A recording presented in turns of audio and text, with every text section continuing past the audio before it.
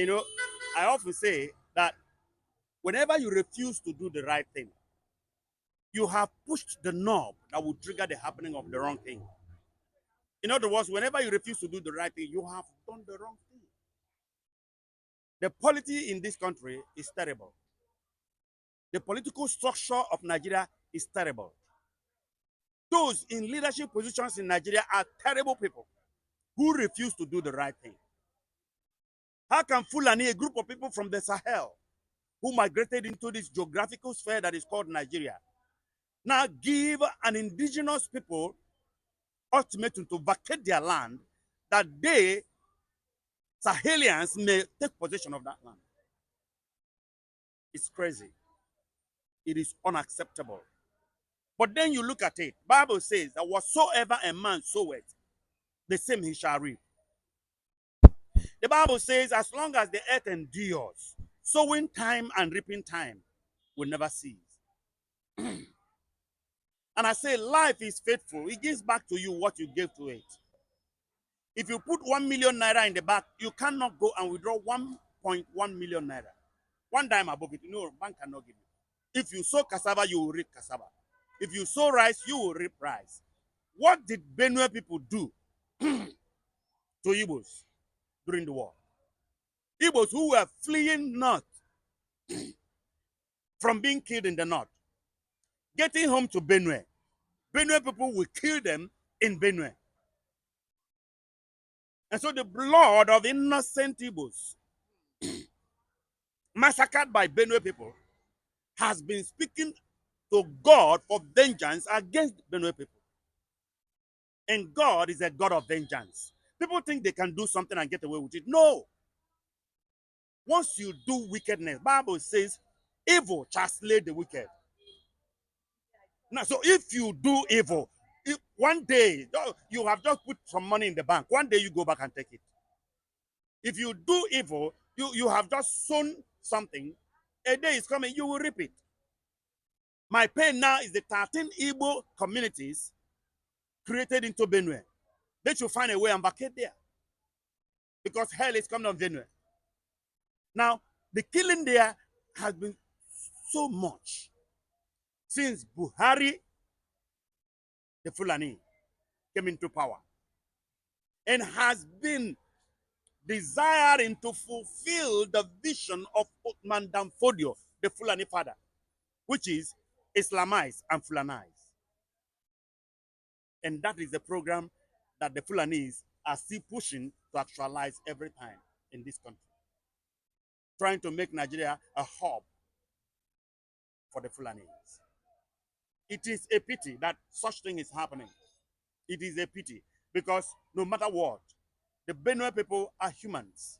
You don't waste human blood like you're wasting the blood of animals. Because even those who are killing now will one day receive their own repercussion. That is the situation. And that's why I keep saying it. Nigeria will never prosper. Nigeria will never grow. It will never be well in Nigeria until the political structure is changed. How do you mean the political structure is changed? You mean removing APC for another party No, to take over? it's not about political party. It's about the political structure. We have to go back to regional government or practice true federalism. States control your resources. Pay percent to the federal purse for the maintenance of the federal structure. Three options. One must be done. True federalism, where states control their resources and pay percent to the federal purse for the maintenance of the federal structure. Or we go back to regional government where regions were controlling their life and what they have and they were just contributing to the center. Or we go back to who we were before Britain came here and amalgamated us in 1914. East was independent, South was West was independent, and North was independent.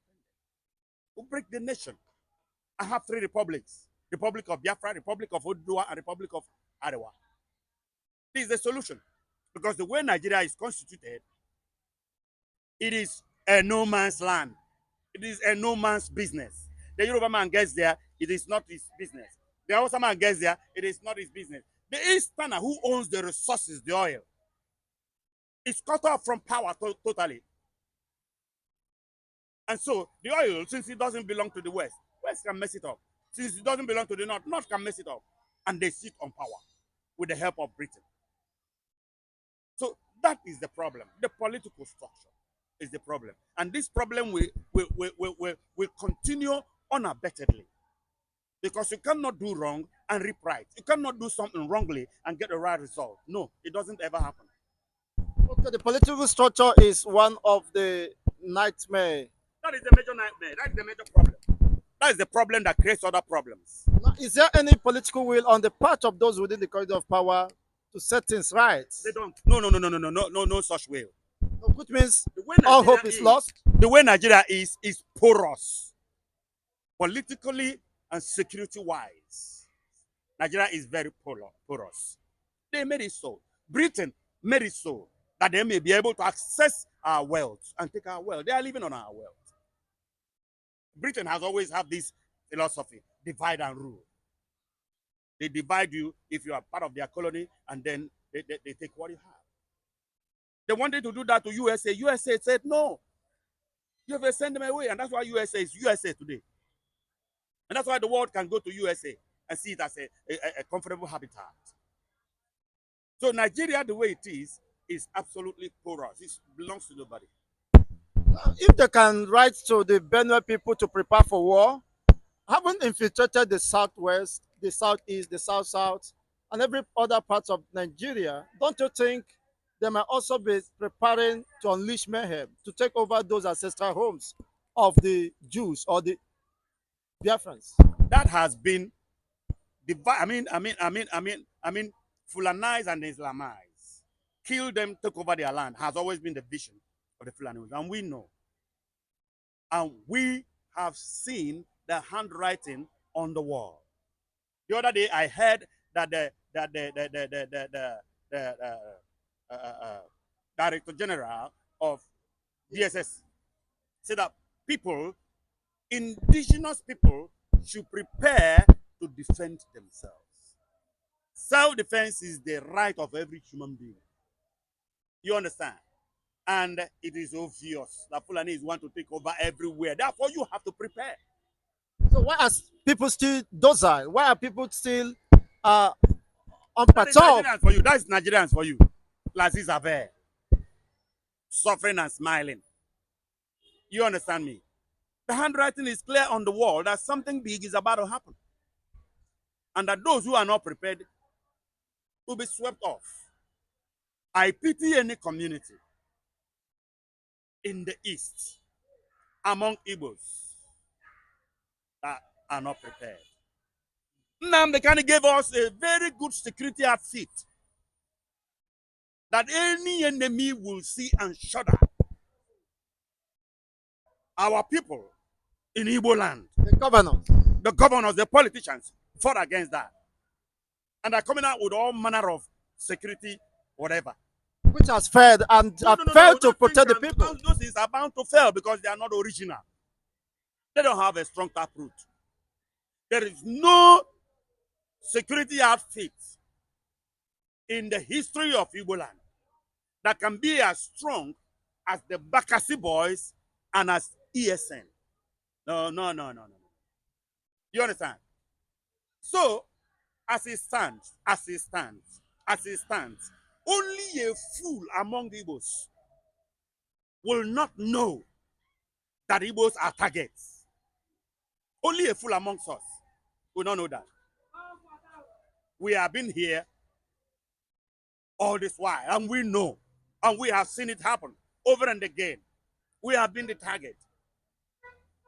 And thank God for our Jewish heritage, which is keeping us, which is the covenant that we have, that Israel had with his people. We cannot be annihilated. But we keep losing people. They keep killing us in every part of this nation. Now, look at the Yorubas. Amotekun is improving every day. The Yoruba governors have rallied around the Amotekun idea and are even making them more sophisticated. But despite that, there have been series of attacks within the southwest, Yeah, there will be attack. The enemy will always and attack. communities overrun. The enemies will always attack. But that is also the political thing. The political will. Because politicians that we have are not leaders. They are career politicians. And so in every situation, they think about their political career. They protect their political career first. And that gives the enemy the opportunity to strike. You understand? So you see that among the Southwest politicians and a security outfit, Amoteku. But what's hit is the East, is Igbo. You understand? And so Igbos should understand, understand that the enemy is at the door. That the enemy is at the door. Every family, every man in Igbo land, every community, that every village that is not prepared will be swept off. Mark my word. Because the enemy that we are fighting is very strong. The enemy that we are fighting are dead men. How, uh, how do we get here that Fulani, a minority, people who They don't even belong here. migrated, They are not indigenous. they are not indigenous people, They just now coming to conquer the entire indigenous ethnic nationalities, Oh, and well. they are keeping quiet? Oh well, that is Nigeria for you. That is Nigeria for you. And there is a cause working against us with that name, Nigeria. Because when Flora Shaw coined that name, Nigeria, what she had in mind was nigger area. And the word nigger means backward, darkness, stupid, idiotic, retrogressive, evil. And then she and her husband and the British, colonial masters then sat over it and no, you can't call them nigger area. You baptize it Niger area, Nigeria. And so there is a cause in that name, and that name must be changed. That's one of the things we must do here. If we can't, people should just forget about this country. One day we all will burn. Because any other war that will happen here, which is obvious, will happen. Because there is proliferation of arms as we speak. A movement of people. Arms are being proliferated. People are just one arrested the Boko Haram member said when he was asked of how they got guns. He said in the north, it is easier to buy a gun than to buy a loaf of bread. So there is serious proliferation of arms. And now that the Director General of DSS has made it obviously open, he says so because he's a Yoruba man.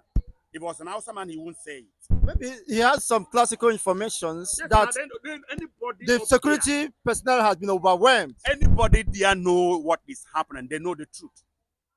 Do we have security?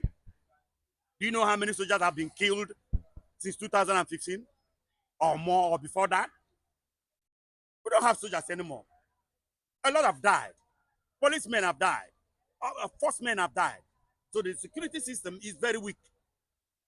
You give them money to buy arms and they divert the money. And our forcemen are using outdated arms. And these people are using modern electric arms. And you think you can stand with them. Nigeria is porous as far as security is concerned. We don't have security here. We are not safe. The government in Nigeria has collapsed, has failed.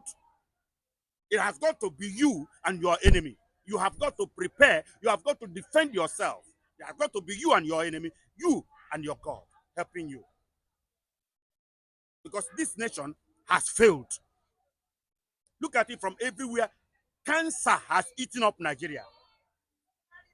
Spiritual cancer, financial, political cancer has eaten up this country. So, everyone has got to prepare. Go home and prepare. As you're walking on the street, you're not safe. As long as the Fulani is here, you are not safe. The Fulani can do anything.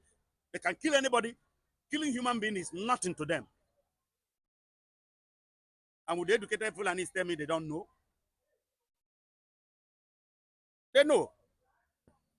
All these uneducated people that kill people, and they know because all of them believe in the vision of Osman Danfodio, Fulanize and Islamize, wipe them out and take their land and habit there. All those hunters you see that were going, the ones that they killed in Edo State. For goodness sake, you say you are hunters and you barging on a community. Don't they have hunters, your partners over there? Don't you know you are supposed to write them and tell them you're coming? Do you know their bushes more than them? Is it not the indigenous people that know their bushes where animals are? And so you write them that you're coming. And if you come, you team up and they take you to where animals are. And you do your hunting and you give them their beat and you go. But you barging on people, and you say you're hunters. Hunting human beings or what? Hunting, That is the question people have not hunting answered. the land of the people. Find a way and kill the people, settle down there. After a time, they become indigenous. Was that not what they did in the north? And have overpowered indigenous Hausa people. So there is danger in the land. Absolute danger.